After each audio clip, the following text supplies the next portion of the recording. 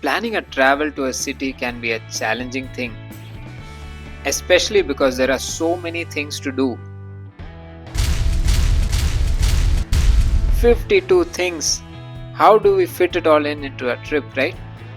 Especially when we're traveling with family, we don't want to miss out on the best. Don't worry, you can sit back and relax. We have done the research for you.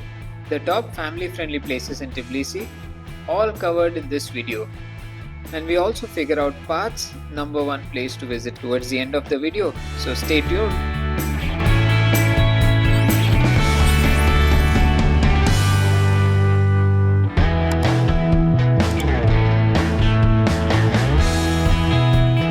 Top things to do in Tbilisi.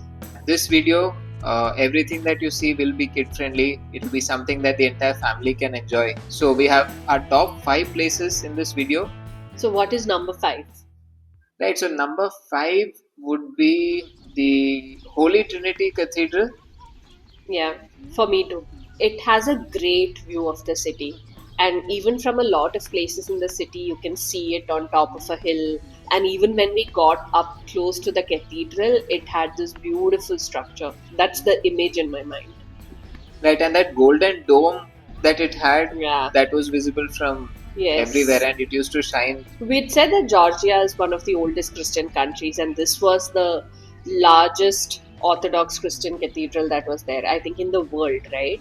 So it's not very old, but it was fairly new, very well maintained. It had huge area to run around.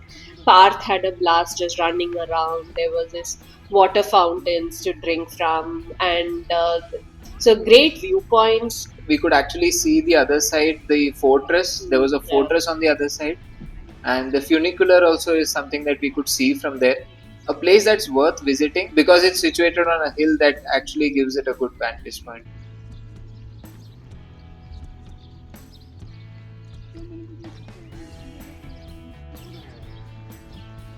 We walk down the hill from the cathedral, and that leads us to place number 4. Place number 4, we had a place with some really good wine.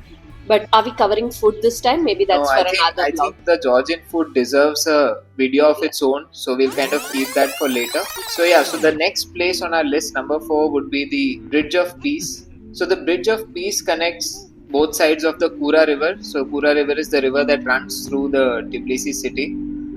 It's fairly new. I think it opened around 2010, right? And it's a very modern looking structure. So one thing I really liked about it was the park on this side, the cathedral side, which is called the Reich Park. Yeah. And the kids had a lot of fun over there. There were fountains, there were a lot of slides and swings. It's a good place to relax for a bit, let the kids play, and you just enjoy the surroundings, enjoy the weather. If you're carrying some snacks, that would make it the perfect picnic as well. Yeah, it was a good time spent there. And then we crossed the bridge, but it was somewhere in the evening, so we didn't get to see like the night view. Because when we were coming into Georgia, I remember the bridge being lit up, and we went around the bridge at some point. We crossed the bridge, and the other side was the clock tower, and it was like a walkway between restaurants, very nice cafes. There was the clock tower, the puppet show theater. If it was just the two of us, I think we would have spent a lot of time here, gone to the puppet show, etc. Though the name puppet show sounds like it's for kids, it's not for kids. It has a lot of dark themes and slightly for adults than kids. It was a good walking street. It was. Like, ideally would have loved to plan a lunch there or some meal there, but we were not having that much time.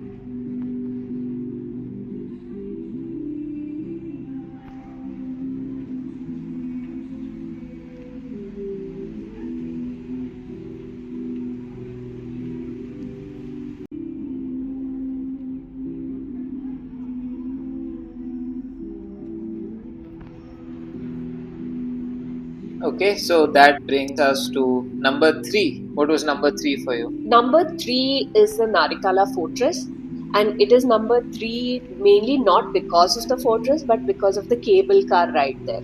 We could see the river, the Bridge of Peace, Reich Park, interesting neighborhoods, and a panoramic view of the city. This was not a very long or a very high cable car, but it had a good vantage point of the entire city. That's why Narikala Fortress is number 3. The cable car leads into the fortress, and the view from the fortress is also amazing. I think we have a lot of beautiful pictures of the city from there.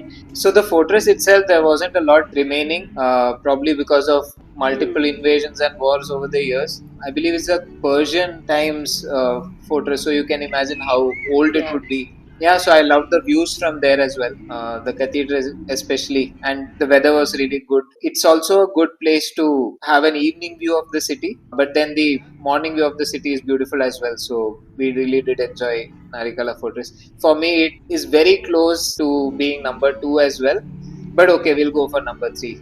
I think it would have made to number 2 if we had enough time to go to some of those walking paths from there. There was that nature route which took it near a stream in the backside, but we didn't do a lot of that. We didn't know how kid friendly it was, so we kind of stayed in the main area. Holding a 3-year-old and climbing Yes. down is not the best idea. Even there was the monument, right? Mother of Georgia holding a cup of wine. That's something very symbolic.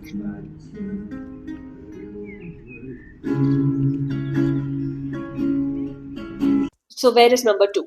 Okay, this is a tough one because both the top two are very close to each other, I think.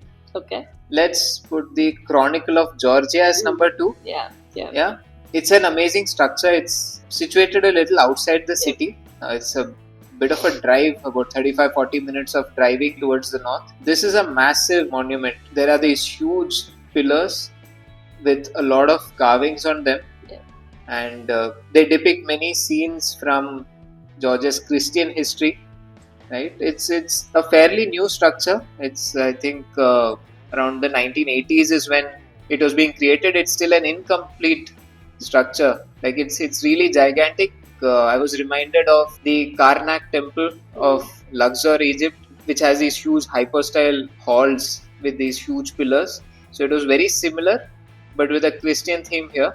Also, you can walk through those pillars, as in like in between the pillars, and on the other side there's this reservoir, which was also quite interesting. It's a man-made reservoir, and strangely it's called the Tbilisi Sea, SEA. It's not a sea by any means, but yeah, that's what it's called. There are some places where if the weather is perfect, it's like a totally different experience. It has a lot of Instagrammable spots. We tried to get the kids to pose for a couple of pictures, but no, they had fun running around. They had fun climbing the stairs. There were a lot of flowers over there. Beautiful flowers, yellow flowers. So I think they were more fascinated by the flowers Yes. than the monument itself.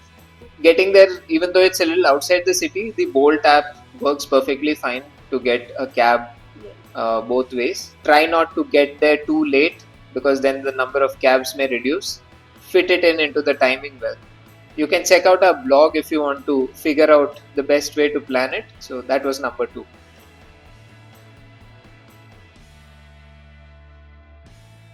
Okay, so before we go to the number 1 place on our list, there are definitely a few honorable mentions that we should cover. Yes. What were a few which were really good experiences but not really number 1? I think it was a factor of when we visited.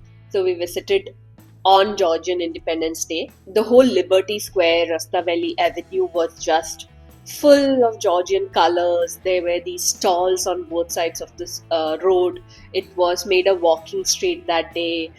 Wine tasting, different souvenirs that they were selling. And even in the Liberty Square, there were many functions. So the whole area is also great. I would definitely put it in the top 10.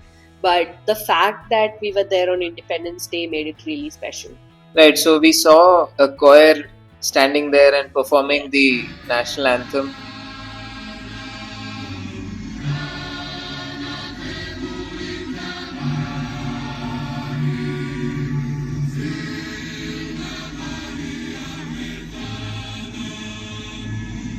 Right, so the entire street, the Rustaveli Avenue, is one of the key streets of Tbilisi. Important buildings and iconic buildings along that road, like the Opera Theatre, the Parliament Building, museums. It's a beautiful road to visit regardless of whether it's Independence Day or not. But yeah, that was a very special experience. The entire road having red and white canopies.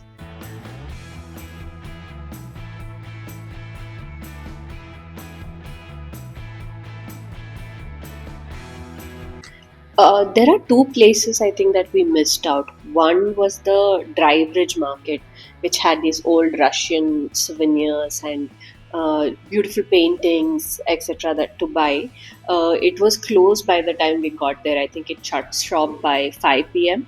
So we got there late and just missed it. That area was nice, overlooking the river. There were a couple of restaurants, again parks, but we couldn't find time to shop.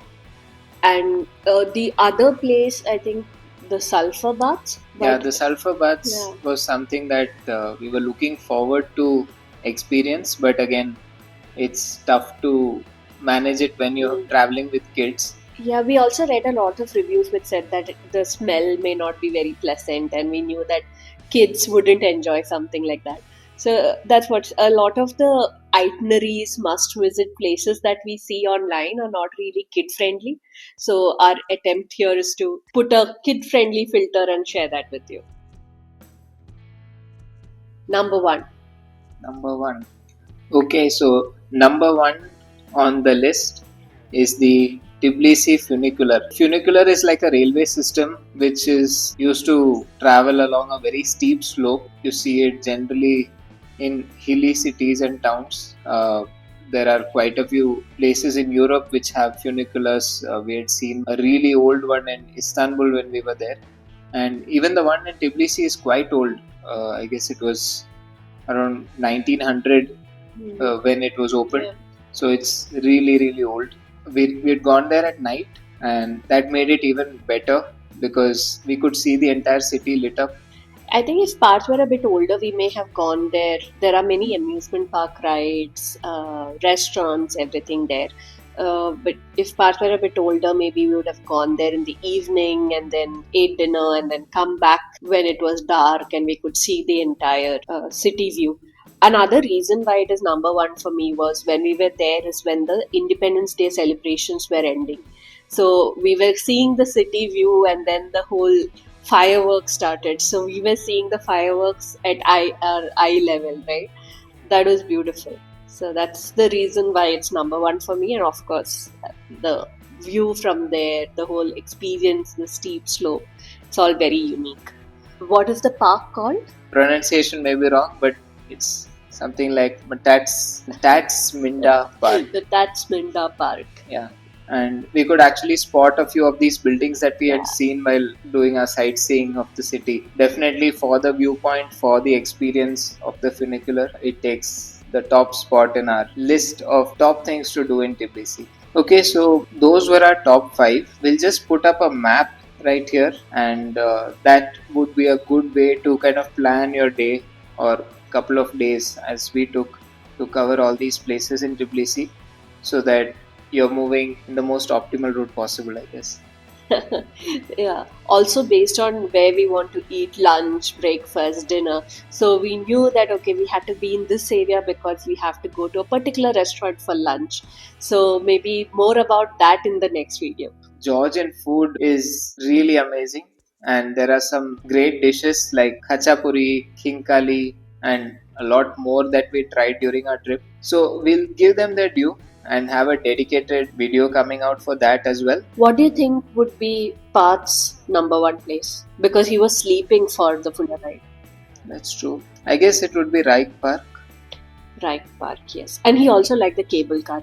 He kept talking about the cable car and the view of the river and I think he really liked the cable car also. The cable car to Narikala Fortress would be Parth's number one.